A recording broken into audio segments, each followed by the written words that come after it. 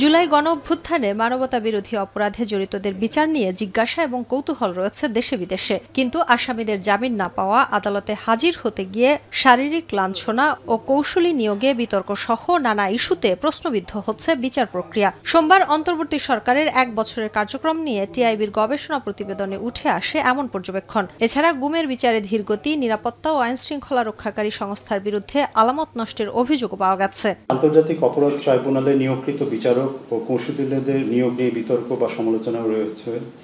তাদের দক্ষতা, অভিজ্ঞতা ও রাজনৈতিক সংশ্লিষ্টতা নিয়েও প্রশ্ন উত্থাপিত হয়েছে। বিচার প্রক্রিয়া শুরু হলেও এবং কিছু ক্ষেত্রে অগ্রগতি হলেও ঢালাও মামলা অভিযুক্ত ব্যক্তিদের বিরুদ্ধে অপরাধের ধরন অনুযায়ী সুনির্দিষ্ট মামলা না দেওয়ার ফলে মামলার ভিত্তি দুর্বল হয়েছে এবং এই কারণে মামলার প্রতিবেদন তৈরিতে চ্যালেঞ্জ সৃষ্টি হয়েছে।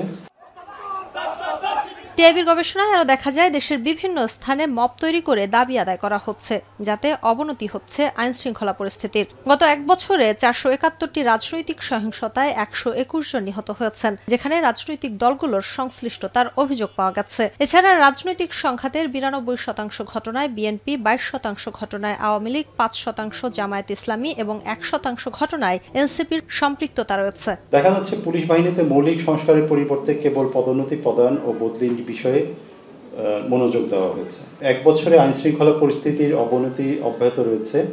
খুন, ডাকাতি, চুরি, ছিনতাই, ধর্ষণ, আন্দোলন, লুটপাট, অরাজকতা অব্যাহত রয়েছে।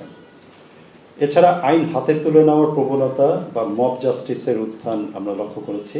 সংবাদ সম্মেলনে টিআইবির নির্বাহী পরিচালক জানান, রাজনৈতিক দলগুলোর চাঁদাবাজি, দলবাজি, মামলা বাণিজ্যে বিশৃঙ্খল পরিস্থিতির সৃষ্টি হয়েছে। বিশেষ করে নতুন দলগুলো তাদের আদর্শের জায়গা থেকে সরে এসেছে বলে মন্তব্য করেন তিনি। অন্তর্বর্তী সরকারের আমলেও গণমাধ্যমের স্বাধীনতা নিশ্চিত না হওয়ায় হতাশা প্রকাশ করেন টিআইবির নির্বাহী পরিচালক। রাজনৈতিক দলগুলো ট্রেডিশনাল বা কনভেনশনাল রাজনৈতিক দলগুলো ছিল দীর্ঘদিন বাংলাদেশে কর্মরত।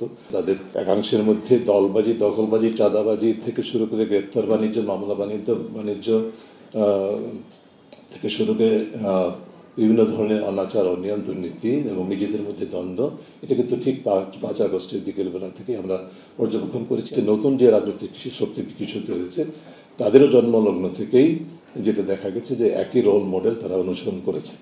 যেটা প্রতিষ্ঠিত রোল মডেল, সেটাই দলবাজি, দখলবাজি, চাঁদাবাজি, এই রোল মডেলের মধ্যে তারা নিজেদেরকে নিমজ্জিত করেছে এবং যে সম্ভাবনা ছিল সেটার থেকে নিজেদেরকে অনেকটাই বঞ্চিত করে আত্মঘাতী পথে অগ্রসর হয়েছে। টিআইবির গবেষণার ফলাফলে মূল্যস্ফীতির চাপ, কর্মসংস্থান সৃষ্টি না হওয়া, দরিদ্র মানুষের সংখ্যা বাড়ার মতো বিষয়গুলো উঠে এসেছে। এছাড়া নির্বাচন নিয়ে অন্তর্বর্তী সরকারের কোনো সুস্পষ্ট রোডম্যাপ না থাকায় রাজনৈতিক অস্থিরতা সৃষ্টি হচ্ছে বলে সংবাদ সম্মেলনে মন্তব্য করেন বক্তারা।